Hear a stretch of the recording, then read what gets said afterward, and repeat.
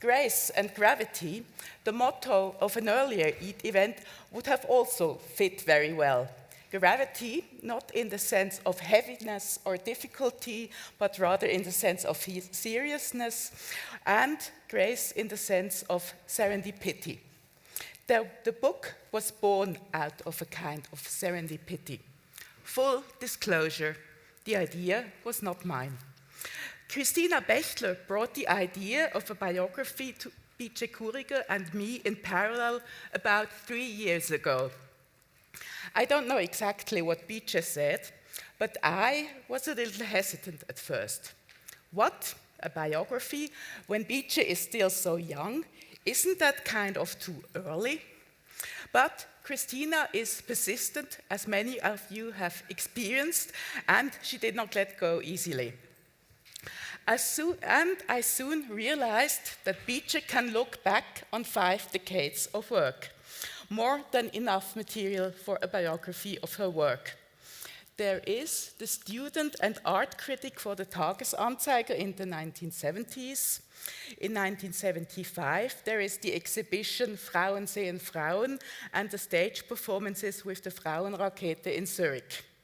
In 1980, there is the seminal exhibition Saus and Braus about the Zurich art scene. In 1984, comes the founding of the art magazine Parquet. In 1992, she begins to work at the Kunsthaus Zurich, where she is curator for 20 years.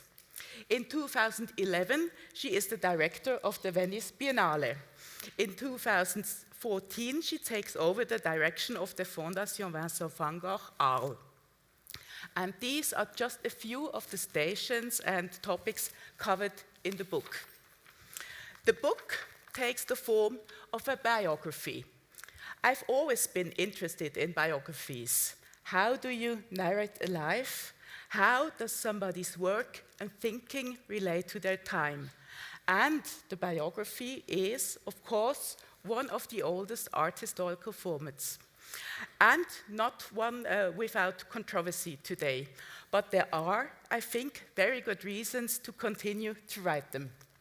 Working on this one was a pleasure from start to finish. I'm grateful to many for that, to Christina Bechtler and especially to Bice Curiger. We have had many conversations over the last 2 years. Together, we have sifted through exhibition photographs, exhibition plans, and hundreds, or rather thousands, of photographs from suitcases, boxes, and envelopes. I am also very grateful to the colleagues, to the artists and friends. Some of them are here today for the memories they shared. To the graphic designers Marie Lusa and Dominique Wies for the fantastic design. To Claudia Schifferle and Walter Pfeiffer, whose extremely apt portraits we were allowed to use for the cover. And, of course, to the donors who made the printing possible. To the Art Mentor Foundation Lucerne, the Ernst Görner Foundation, the Institute for the History and Theory of Architecture, ETH Zurich, the Canton of Zurich, the Luma Foundation, Pro Helvetia, the Georg and Bertha Schweitzer Winiker Foundation, and the City of Zurich. I cannot thank everybody in this short space, and even, of course, less summarize the content of the book. It is about the work and the thinking of Bice Curiger as a curator, as an author, and as an editor. It is also about the artistic and cultural context of her work in Switzerland and internationally. The book tells a success story, not only Curiger's, but also a success story of contemporary art. And it ends with a short chapter, the success of contemporary art and the questions that raises. They are questions that are also Curiger's, who is not only so committed to art and to artists, but always reflects and analyzes not only the forms and contents of art, but also what the role of an artist is, that of a museum, and that of art criticism, and who never forgets the audience in the process. I hope my words have made you a little curious together with the images you see, and the book is available at the not at all heavy or grave price of 25 euros or Swiss francs outside. And together with a book I co-edited with Christina Bechtel, Museum of the Future, Now What? Which also contains an interview with Bice Curiger, who also wants to say a few words now.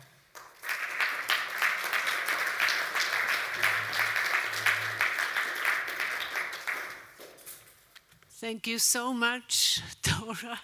I just want to say to the public that I am really extremely happy about the result and a bit proud, and because she gave so much, she estimated all my humble activities in such a brilliant way. She wrote a really good text. I mean, you saw now a lot of funny pictures, which we had fun. I mean, I had a wonderful life. I had a lot of luck that I could do so many exhibitions, really the way I dreamt about them. And yes, I'm very grateful to Christina, who threw the first stone. And now there is this wonderful book with all my personal photo album photos, which are suddenly enlarged, and that is something I have to get used to, but the text is super. Thank you.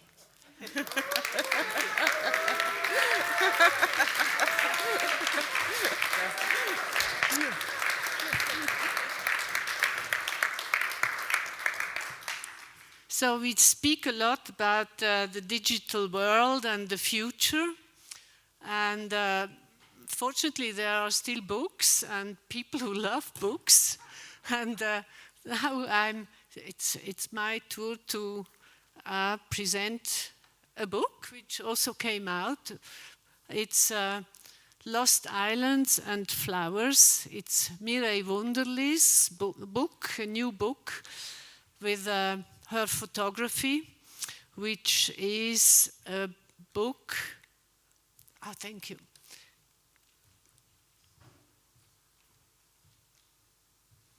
Well, the cover you've seen, I think we jumped into the, yeah. So,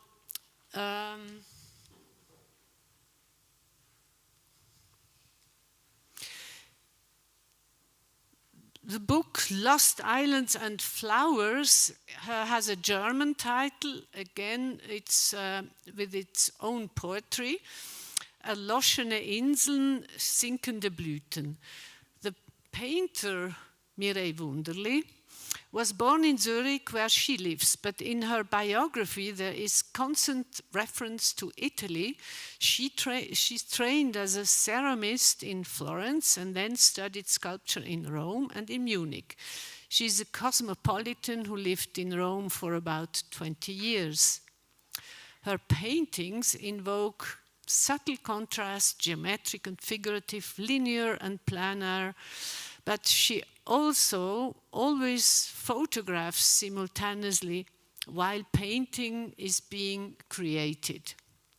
And she photographs as if she were painting. So the photos were taken during 15 years while the views of the island seem momentary, discreet and casual, the flower images surprise in their plastic, vital presence. The photos were post-processed in the computer. Again, painting is called upon here, and again, the opposing realities combine until the flower becomes a wave. The book contains texts. Yes, it is a precisely coordinated text selection, which is quite important for the book because on the one hand it is so directly visually engaging, and yet the real substance is revealed only by closer examination of the images and also the reading of the poems by MireilleWunderly or Giuseppe Ungaretti, as well as a very nice introduction by Susanna Köberle. Mireille, congratulations. I would like to invite you up here so that you can give her an applause. Thank you.